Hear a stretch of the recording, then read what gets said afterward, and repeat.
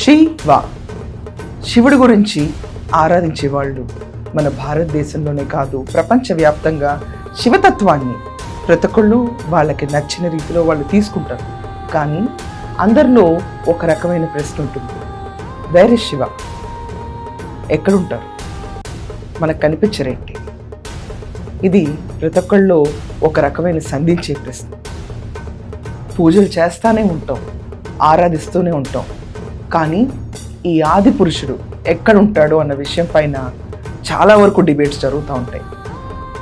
Crystal క్లియర్గా ఈ టాపిక్లోకి వెళ్ళే ముందు చిన్న సినర్జీని మనం అర్థం చేసుకోవాలి. Whatever that goes in cylindrical way, అది మన జీవన పరిణామం. మనం అర్థం చేసుకుంటే earth rotates on its own axis, భూమి తన చుట్టూ తను తిరుగుతూ ఉంటుంది, గ్యాలక్సీస్ తిరుగుతూ ఉంటాయి. ఇలాంటి గ్యాలక్సీస్ 10⁻11 ఉన్నాయి ఈ విశ్వంలో. విశ్వం అంటే ఏంటి? శూన్యం. కానీ శూన్యాన్ని మనం ఒప్పుకుంటామా?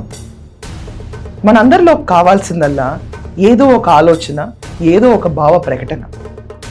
ఇన్ని కోట్ల కొద్ది భావాల్లో ఒక మనిషి జీవిస్తున్నప్పుడు శూన్యంలో కనిపించని దాని గురించి ప్రశ్నిస్తూ ఉంటాడు.